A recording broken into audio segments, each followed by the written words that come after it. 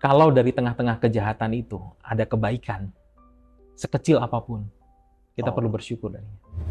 Termasuk kalau di rumah ada orang tua yang berani meminta maaf kepada anaknya, berani mengaku salah kepada anaknya, berani mengampuni pasangannya. Kita melihat kebaikan itu. Itulah keindahan Injil yang real. Di tengah-tengah dunia yang merusak ini gitu, kejahatan, kebiadaban, apa kalau kita bilang kebangsatan, apapun lah istilahnya, kan? Tidak perlu mengejutkan.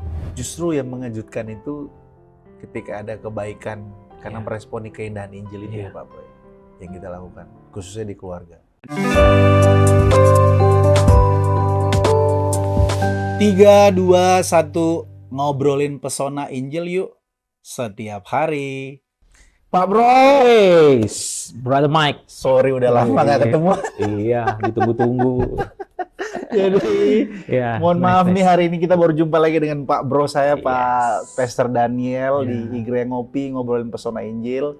Hari ini kita membahas sesuatu yang agak sensitif, Pak Bro. Sensitif, kemudian ini krusial, ini bicara tentang integritas hidup.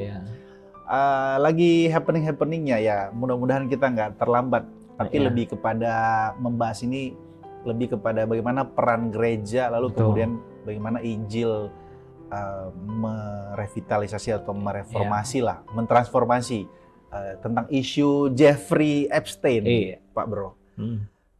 Supaya mungkin ada juga jemaat, siapa Jeffrey Epstein ini?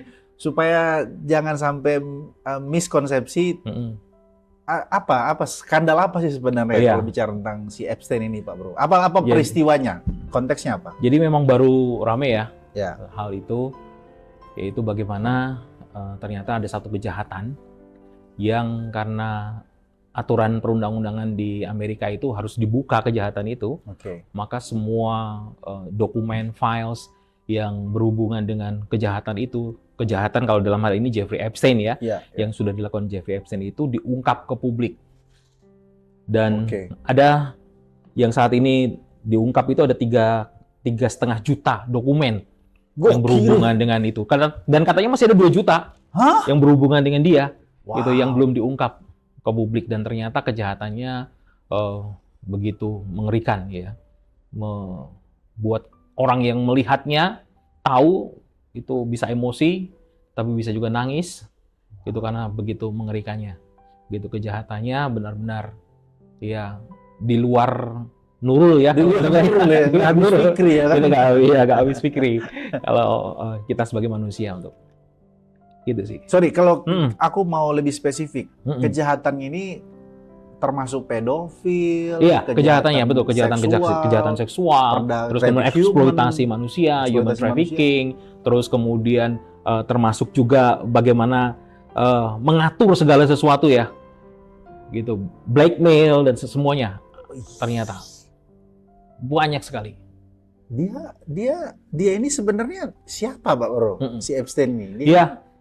Konglomerat kah, atau dia ini si pejabat kah, atau kok dia bisa? Awalnya orang biasa, tapi memang kalau menurut cerita dia orang yang cerdas gitu ya. Terus kemudian dia punya satu cara bagaimana bisa mendekati orang-orang yang berada gitu ya.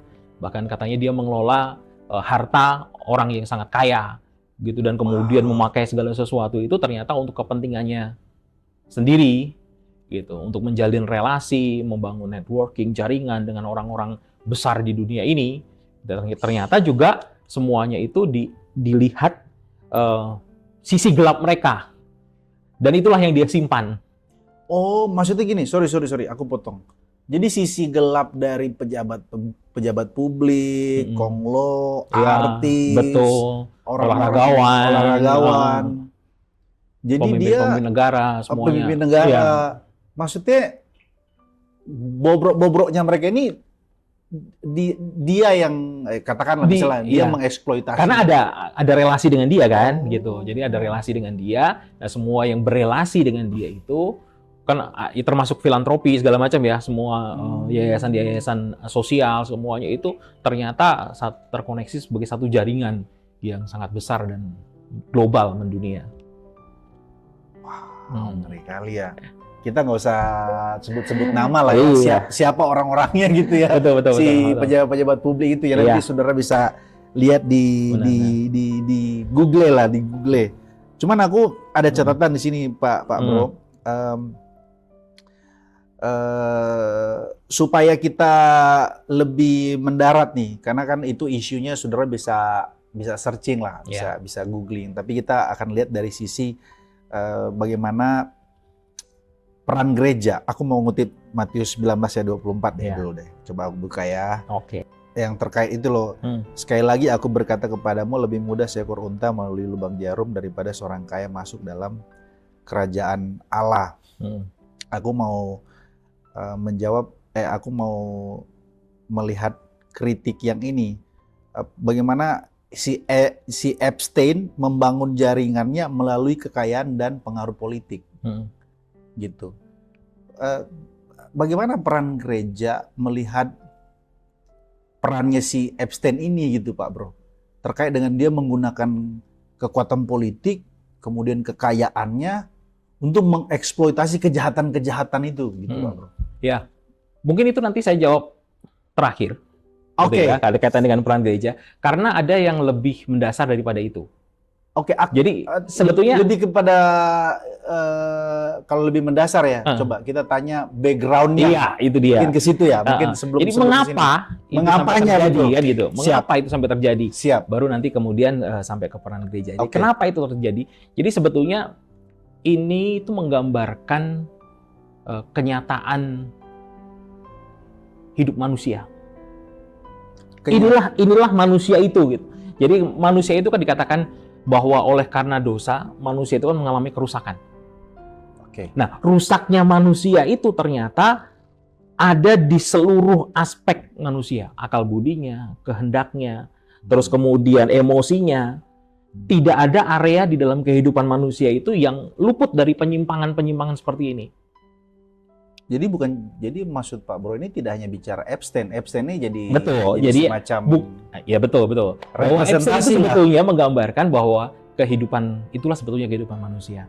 Wow. Tanpa kita sadari. Bahkan mungkin kita pun juga sama. Jangan-jangan kita juga. Saya yakin kita pun juga melakukan penyimpangan-penyimpangan yang sama. Ya kalau kita bicara nih ya, saya ambil contoh saja nih. Ini menurut data ILO saya ambil. Ya. Data ILO Institute Labor organisasi PBB untuk buruh. International Labor Organization. Siap. Nanti ada di bawah sini ya. Gitu ya. Jadi total orang yang bekerja secara paksa ini tahun 2002 saya ambil ada 27,6 juta jiwa dipaksa bekerja, entah itu anak-anak, entah itu prostitusi. Oh iya.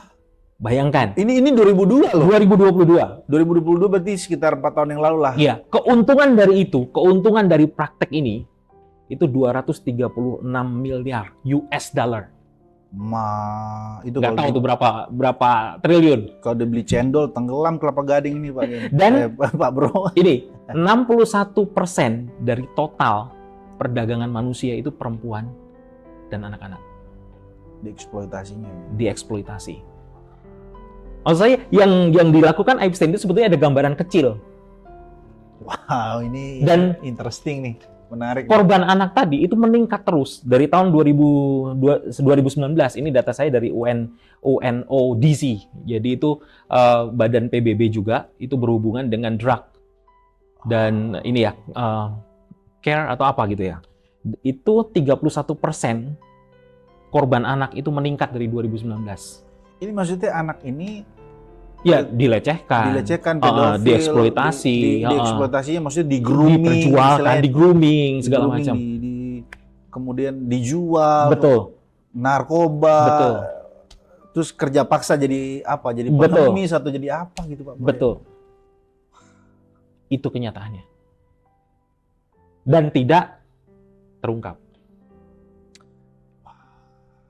Oke, tadi menarik. Maksudnya ini refleksi dari manusia itu sendiri. Apa tadi? Aku mau menggali di dalam. Ya sebetulnya manusia itu sesungguhnya. Itulah manusia yang sesungguhnya, termasuk kita. Kita itu rusak baik dari akal, pikiran, perasaan, emosi, kehendak kita.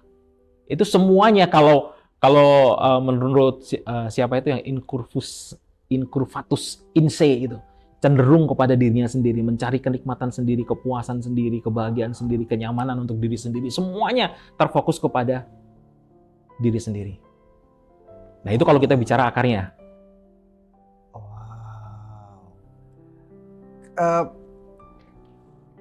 Itu kalau kita agak sedikit lebih dogmatis ya, itu bicara dosa ya, Pak Bro? Kita bicara dosa, ya. Dan dosa itu kalau kita lihat di sini menjalar gitu ya ke semua sistem, human system, sistem manusia yang manusia bangun. Menjadi satu yang namanya tuh jaringan impunitas. Jadi semuanya jaringan impunitas. Impunitas itu jadi semuanya saling menutupi. Dengan ya tadi model filantropi, kelihatannya beramal, segala macam kan baik, berdolar-dolar, dermawan. Tapi semuanya ternyata dipakai itu hanyalah kulit luarnya. Di dalamnya begitu rusak. Ya kita kan. Pak Bro, aku jadi teringat waktu dirimu membahas tentang Roma pasal 1, bagaimana kebejatan manusia yang digambarkan oleh Rasul Paulus, Pak Bro. Betul. Apakah ya ternyata itu di 2000 tahun yang lalu sekarang masih tetap relevan istilahnya. Masih sangat relevan. Bahkan saya ngutip nih Agustinus dari Hippo boleh. Dia mengatakan itu dialah yang memperkenalkan istilah libido dominandi. Libido dominandi. Nafsu untuk mendominasi. Itulah yang menggambarkan kondisi manusia yang telah membalikkan tatanan harmonis tadi. Makanya yang tadi di Roma pasal 1 ya. Kita biasa ciptaan sang pencipta diganti dengan ciptaan yang baik. Malah menyembah ciptaan. Menyembah ciptaan yang baik. Jadi segala yang harmonis yang ditetapkan oleh Allah ternyata dibalik tatanannya oleh kita manusia. Karena nafsu untuk apa? Mendominasi, untuk berkuasa. Manusia yang seharusnya bergantung kepada Allah, tapi sekarang manusia justru apa? Memilih melakukan segala sesuatu dengan kekuatannya sendiri. Dan seterusnya. Dan seterusnya. Ini kan salah satu yang jadi Pak Bob masih ada nggak? Ya kalau kita mau dasarnya sekali lagi ya kalau kita lihat tadi akarnya ya, betul libido dominandi tadi ya sebetulnya penyembahan berhala kan kalau kita hubungkan dengan Roma pasal 1 tadi juga penyembahan berhala. Jadi yang disembah apa sebetulnya? Ya berhala seksualitas kan. Jadi Pak Bro mau kasih tahu begini bahwa si Epstein ini sesungguhnya sedang Allah sedang menyingkapkan bagaimana perilaku penyembahan berhala. Betul. Modern sekarang ini. Ya bukan lagi dalam bentuk wujud patung-patung tadi. Ya. Gitu, tapi menjadi sesuatu yang lebih modern. Jadi manusia, bayangkan, manusia menjadi objek pemuas nafsu. Mengerikan kan?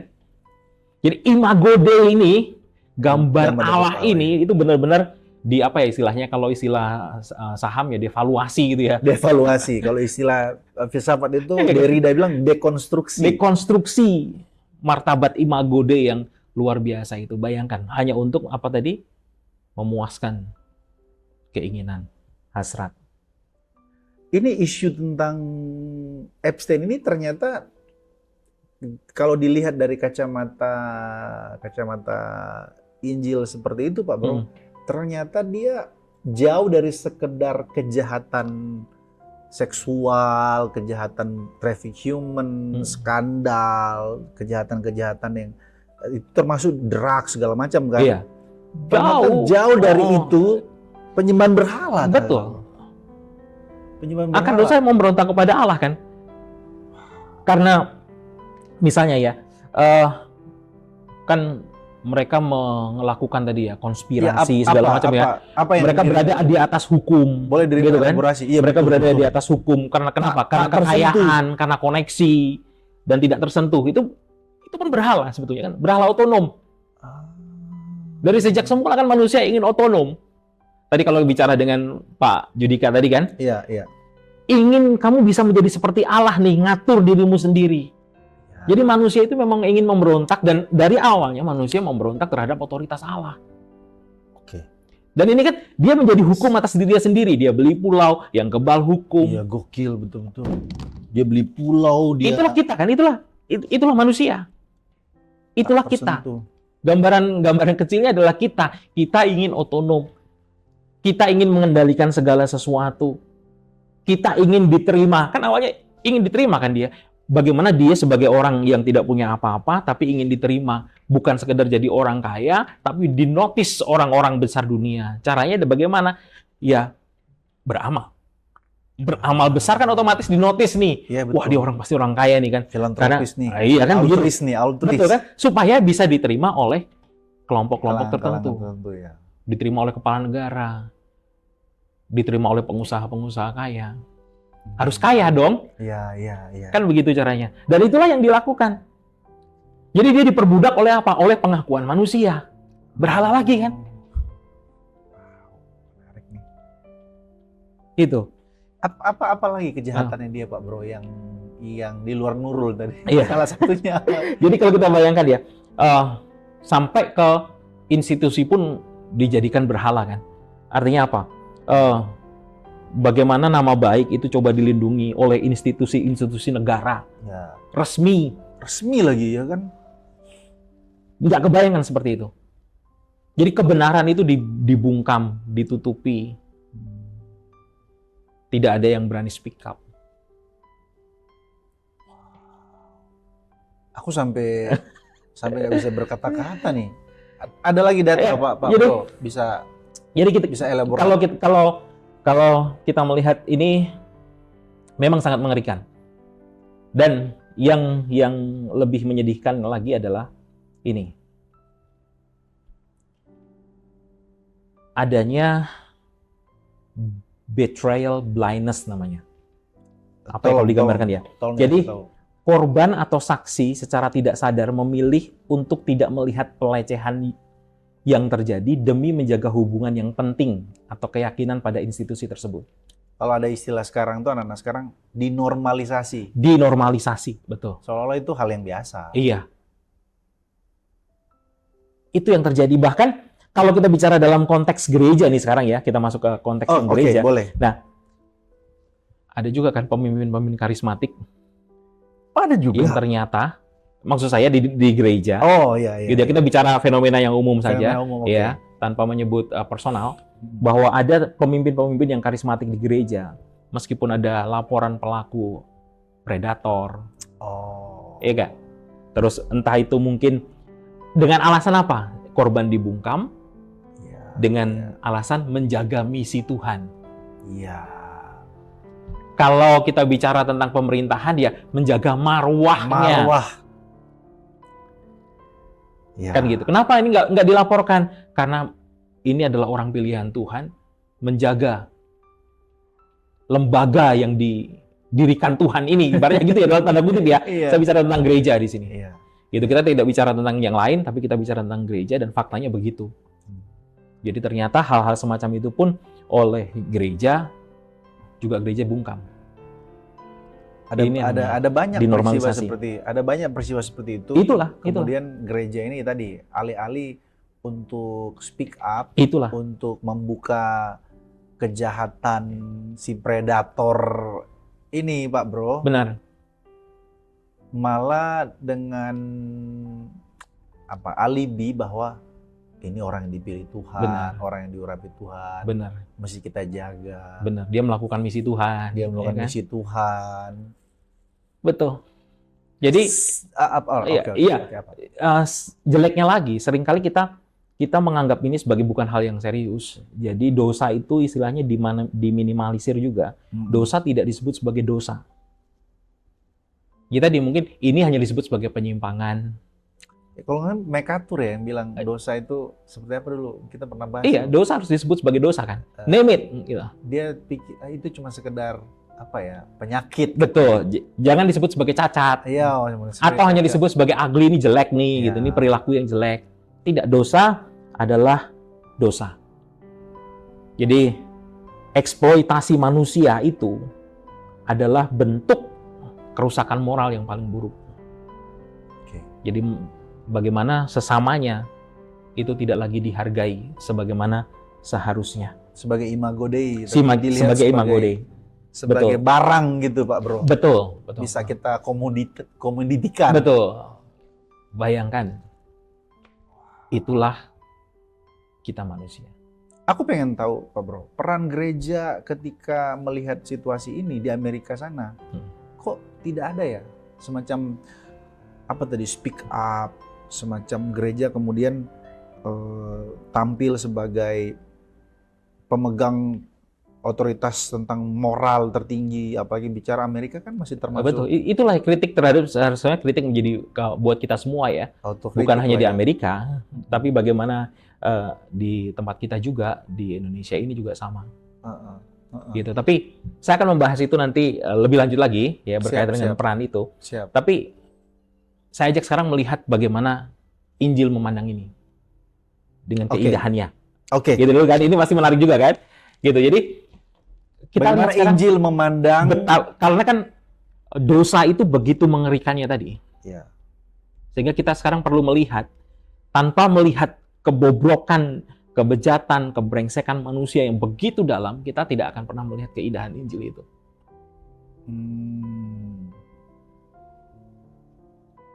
Kalau Injil itu sendiri dikatakan sesuatu yang relevan untuk peristiwa ini, di bagian mana kira-kira? Nah, kita lihat gini. Jadi saya mengambil, ada contoh di sini dari Jonathan Edwards ya. Jonathan Edwards, silakan. Jonathan Edwards dan Hans Urs von Balthasar, nggak tahu siapa, kenal namanya. Jadi kita cari. Ya. Siapa tadi? Hans Urs von Balthasar. Siap. Itu menekankan bahwa kemuliaan Allah terpancar melalui harmoni dan kasih yang mengorbankan diri. Jadi yang pertama kita bisa melihat di situ adanya keadilan yang sempurna. Jadi Injil itu menyatakan dengan tegas kepada kita bahwa tidak ada file yang benar-benar tersembunyi di hadapan Tuhan. Wah, itu sih, iya kan? Itu powerful sekali ya. Tidak ada file kita yang tersembunyi di hadapan Tuhan. Ya. Keadilannya itu absolut dan juga menuntut pertanggungjawaban dari setiap pelaku kekerasan, nggak peduli seberapapun besar kekuasaan mereka di dunia ini. Ya. Kita percaya itu kan? Ya. Jadi yang kedua, ternyata berbeda dengan para predator yang menggunakan posisi tingginya mereka itu kan. Mereka punya posisi yang tinggi, tapi ternyata menyalahgunakan semuanya itu dan menginjak-injak orang yang rendah. Kristus, Sang Raja Semesta, justru mengosongkan dirinya, menjadi hamba, menderita bagi yang terpinggirkan. Wow. Itulah kasih yang menurunkan diri. Kenosis ya. Iya. Mengosongkan diri. Jadi kita boleh belajar dari peristiwa ini bahwa penderitaan tidak selalu segera berakhir dengan kemenangan yang gilang-gemilang. Sorry. Penderitaan tidak selalu berakhir dengan kemenangan yang gilang-gemilang. Mau kemana nih poin Pak Bro nih? Maksud saya adalah gini, bahwa ternyata gereja itu punya peran di situ. Untuk mendampingi, untuk tinggal bersama-sama dengan yang menderita, yang berduka, para korban. Karena untuk memulihkan psikologisnya, memulihkan luka batinnya, memulihkan, pasti orang-orang ini berpikir, ya udahlah, aku sudah jahat, betul, aku jahat aja deh. Disitulah peran gereja. Jadi kita bayangkan begini, orang-orang yang, berapa jumlah orang yang menderita seperti tadi? Ya. Jutaan di seluruh dunia kan? Mengalami pelecehan tanpa perlindungan, malah justru terpinggirkan, dianggap sepi, karena demi menjaga marwah lembaga-lembaga yang dianggap suci ini, dan seterusnya. Sehingga gereja itu, kalau saya mengutip di sini Diane Langbert itu mengatakan bahwa bagian dari misi gereja di abad ini itu adalah menjadi ladang misi trauma. Ladang misi trauma. Dengan banyaknya orang trauma. Dengan banyaknya orang mengalami traumatis. Betul. Karena pengalaman-pengalaman itu. Jadi gereja perlu mengambil peran di situ. Perlu mengambil peran ini. Jadi gereja itu perlu peka terhadap trauma. Ya contohnya misalnya ya, secara sederhana sih begini ya. Seringkali kan pertanyaannya, kamu mengundurkan diri dari gereja, lari dari komunitas, sendirian, terus kemudian self-harming, mau bunuh diri, dan seterusnya, bla bla bla gitu. Kita tanyanya, apa yang salah denganmu? Oh, biasanya bener juga. Kita ngejudge-nya begitu kan? Bener, pertanyaan kita, lu lagi bikin dosa apa lu? Itulah, gitu. Kita sudah menghakimi orang Iya. yang tadi ya, yang tanda-tandanya seperti itu, kesepian, kesendirian, mengalami penolakan. Ya. Tapi kita kata-katanya, apa yang salah denganmu? Apa yang salah sih sama lu? Padahal harusnya kata-kata kita, kalau kita aware dengan kondisi seperti itu, adalah apa yang terjadi padamu. Coba kasih dulu Pak Bro, diingatkan dulu ke jemaat. Pertanyaannya bukan apa yang salah tentangmu, tapi apa yang terjadi. Apa yang terjadi padamu. Karena trauma atau pengalaman-pengalaman yang traumatis itu memang mempengaruhi tubuh, jiwa, dan roh seseorang. Ya. Sehingga bahasa kita, kalau kita bisa bilang bahasa gereja, itu harus bisa memberikan bagi para penyintas ini untuk mereka berani untuk mengungkapkan penderitaan mereka tanpa rasa malu. Gereja menjadi tempat yang aman. Betul. Buat para korban ini. Inilah yang jadi masalah. Kebanyakan orang lebih berani curhat di luar gereja. Karena di gereja ketika orang mengungkapkan kerapuhannya, penderitaannya, traumatisnya, dia malah dijudge, Pak Bro. Betul. Bukannya dirangkul, tapi dijudge. Betul. Dihakimin. Betul. Ya, dan makanya ini butuh waktu lama. Butuh kesabaran. Butuh mungkin kesediaan untuk mendengarkan cerita-cerita yang mengerikan tadi ya, tanpa berpaling gitu. Ya. Untuk bisa menyembuhkan seperti ini. Dan gereja, saya rasa perlu berani untuk memilih kebenaran daripada sekedar mempertahankan citra. Tadi aku sempat singgung ya Matius berapa tadi ya? Matius 19. Matius 19 tadi yang terkait lebih mudah seekor onta masuk pada lubang jarum daripada orang kaya. Iya. Kan yang jadi persoalan kan gini, ada kekuatan yang tidak terjamah seperti yang si Epstein tadi, dia bergaul dengan orang-orang yang tadi invisible, yang nggak terlihat itu. Bahkan sampai pejabat publik, bahkan dia bisa bergaul dengan pejabat negara. Bisa katakanlah presiden, artis yang luar biasa gitu Pak Bro. Nah, pertanyaan aku begini, maksudnya bagaimana kemudian gereja ini tampil berperan untuk speak up tentang si predator-predator ini loh. Betul. Pak Bro. Kadang-kadang gereja ini kan takut negur orang kaya. Nanti orang kaya ini keluar lagi dari gereja kita. Padahal orang kaya ini dia dengan penyembahan berhala, dengan dosanya, betul, dengan realitas hidupnya berbuat salah gitu Pak Bro. Betul. Bagaimana peran gereja apakah diekskomunikado orang seperti ini atau bagaimana treatmentnya? Iya. Karena kan banyak korban gitu Pak Bro. Gereja saya rasa perlu berani untuk speak up tentang kebenaran itu. Terus-menerus.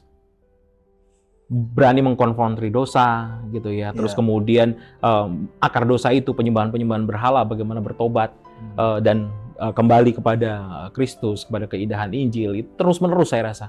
Tanpa takut kehilangan. Tanpa takut kehilangan jiwa-jiwa itu atau orang-orang tertentu tadi. Gitu saya rasa makanya berita tentang kabar baik tentang apa yang Kristus lakukan itu perlu terus, saya rasa terus dibicarakan. Karena kan perubahan itu tidak terjadi hanya dengan perintah untuk melakukan ini dan itu ya. Jangan berbuat ini, jangan berbuat itu, tidak akan selesai. Ya, perubahan akan terjadi ketika mereka melihat terus memandang kepada Kristus dan keindahannya dan mengambil satu respons yang positif dari itu semua. Jadi Pak Bro, kalau kita lihat peristiwa si Epstein ini kan mengguncang seluruh sendi-sendi kehidupan lah, bisa dibilang gitu. Termasuk gereja ya. Jadi poin aku mau minta POV-nya Pak Bro, point of view-nya Pak Bro, terkait dengan apa sih sesungguhnya yang harus kita lakukan? Apa respon kita? Tadi sudah lihat dari Injil, peran gereja. Nah saat ini bisa tolong Pak Bro tambahkan, sesungguhnya apa yang paling urgent atau apa yang paling relevan untuk kita lakukan menyikapi ini gitu Pak Bro. Dari konteks gereja tentunya. Apa? Tolong bisa. Ya. Kalau kita pikirkan ya tentunya bisa dengan yang sifatnya preventif. Iya kan? Yang sifatnya pencegahan. Ya. Gitu. Pencegahan kita lakukan tentunya dengan pengajaran-pengajaran yang sehat ya. Gitu, dengan pengajaran-pengajaran yang sehat, dan tentunya kuratif. Kalau kuratif, bagaimana gereja itu benar-benar siap dengan penyembuhan korban. Gereja tadi sungguh-sungguh menjadi tempat yang aman buat mereka ada gitu, mereka dipulihkan ya. Karena kan tentunya yang paling rusak dari itu adalah imago Dei tadi, gambar Allah di dalam diri mereka kan rusak gitu karena pengalaman-pengalaman itu. Jadi yang perlu kita tanamkan kepada mereka adalah bahwa gambar Allah itu tetap karena Kristus sudah menebusnya gitu, dan bukan ditentukan oleh masa lalumu yang mungkin itu kelam sekelam apapun. Ini mantap gitu. Itu gereja harus menjadi tempat yang aman buat itu. Jadi tentunya para pemimpin gereja perlu memperlengkapi diri dalam hal ini, sehingga ketika bisa saja ini karena terjadi di rumah pun ya. Jadi kecenderungannya adalah ketika kita bawa ke rumah ya. Betul. Kita mulai dari rumah. Jadi kepemimpinan yang sifatnya selebritas dan otoriter, itu cenderung seperti itu. Kepemimpinan yang bersifat selebritas ya? Dan otoriter. Jadi selebritas itu ya gegap gempitanya saja, mungkin terkenal, hebat, gitu ya, bisa charming, mempesona, gitu. Nah itu cenderung untuk seperti itu karena banyak yang terpikat kan. Ya. Begitu, siapapun bisa terpikat. Gitu, dan otoriter. Ini biasanya menjadi tempat persembunyian yang baik sekali untuk para abuser. Gitu, untuk para pelaku. Jadi kita perlu aware itu, bahkan bisa jadi itu di rumah kita, bisa jadi di gereja kita, mungkin ada di lingkungan kita. Nggak usah jauh-jauh ada di Amerika, tapi ada di sekitar kita. Wow. Gitu, brother. Masih banyak kayaknya catatan terkait hal ini, Pak. Ya. Ada apa yang menarik sebelum nanti aku minta closing statement? Apa yang menarik yang bisa dirimu sampaikan? Jadi tentunya kalau buat saya yang menarik adalah keindahan Injil itu. Buat saya, keindahan Injil yang sejati itu justru terlihat ketika gereja tidak lagi berusaha menutupi noda-nodanya. Tadi ya, menutupi kebobrokannya, melainkan justru menyadari kerentanannya dan membawanya kepada salib Kristus untuk apa? Ditebus dan disucikan. Dunia yang saat ini mungkin terpesona oleh berhala-berhala otonom tadi ya. Gitu, financial freedom itu kan juga termasuk otonom juga kan gitu ya. Terpesona dengan semuanya itu, dengan kesenangan elit ini. Sebagai disclaimer supaya orang jangan berpikir kita tidak suka dengan financial freedom. Betul, bukan. Iya betul, bukan. Iya betul. Bahwa bukan berarti kita anti dengan itu. Artinya jangan sampai motif kita untuk bisa melakukan itu adalah karena apa? Supaya kita bisa otonom. Ya. Kan kecenderungannya seperti itu kan, aku bisa atur ini, aku bisa begini, aku bisa begitu, atur ini, atur itu, semuanya kita pakai. Tapi bagaimana kita sekarang hidup berdasarkan pada kebenaran dan pada keadilan, termasuk juga pada pengharapan adanya restorasi, pemulihan segala sesuatu nanti. Itulah yang menjadi harapan kita tentunya. Itu yang menarik ya. Ya. Keindahan Injil itu memang masuk ke semua lini ya. Betul. Jadi dia tidak hanya bicara tentang bagaimana karya Kristus, tapi karya Kristus itu juga bisa relevan dengan case-case seperti ini gitu ya Pak Bro ya. Benar sekali. Aku mau minta semacam closing statement lah dari Pak Bro, karena waktu kita juga sudah habis. Tentu membahas abstain ini sesuatu yang skala skupnya sangat luas ya. Tapi aku mau masuk ke dalam tadi peran gereja dan Injil meresponi kejahatan abstain ini gitu Pak Bro. Bisa tolong kasih closing statement terkait dengan hal ini. Inti dari Injil itu kan bagaimana keindahan Kristus itu kemudian bisa jadi sesuatu yang mentransformasi. Nah, tentu untuk korban-korban si abstain ini, bahkan tadi kalau kita masuk ke dalam lingkup gereja, dari skup gereja lebih kecil lagi ke dalam rumah, bagaimana atau mengapa kita harus membicarakan keindahan Injil ini terus gitu Pak? Iya.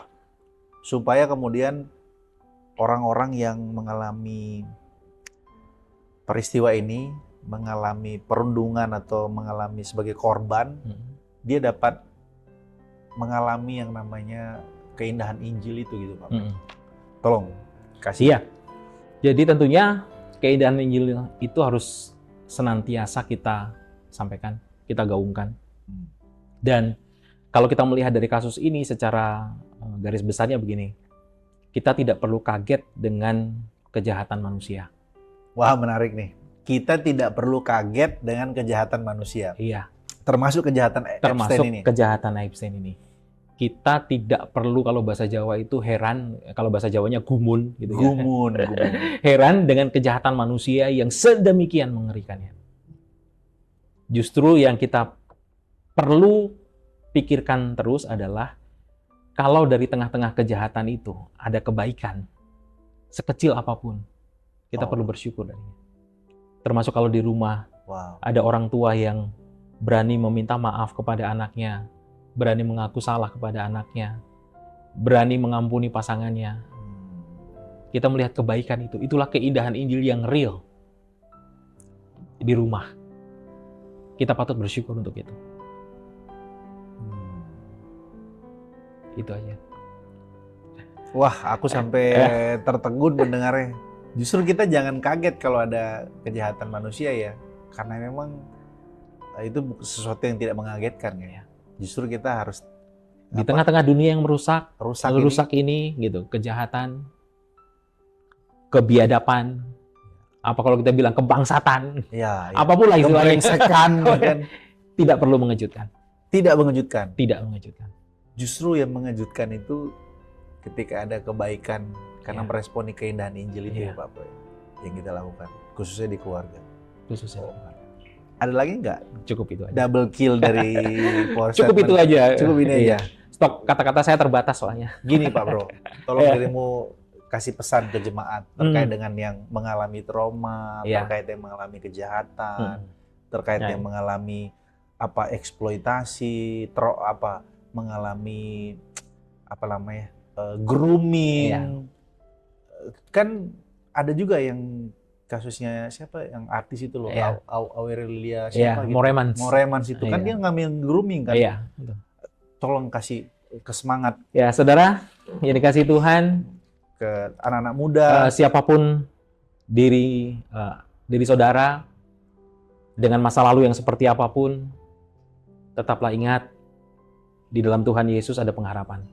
Amen. Saudara bisa menghubungi kami. Kami ada di Igrek Christ Community dan kami membangun tempat yang aman dengan kerapuhan-kerapuhan, bahkan dengan kekelaman-kekelaman saudara. Kami siap untuk menolong saudara untuk melihat keindahan Injil. Tuhan memberkati. Amin.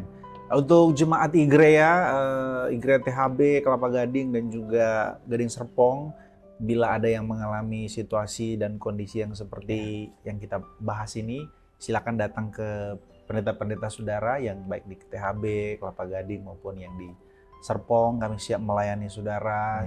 Kita akan bersama-sama dalam sebagai teman seperjalanan dalam pengiringan kita bersama dengan Tuhan. Jadi silakan datang, ataupun saudara yang tidak berjemaat di tempat kami, saudara bisa datang menghubungi kami di Igrea Christ Community. Saudara bisa ada lihat gereja kami, ada nomor kami di sana.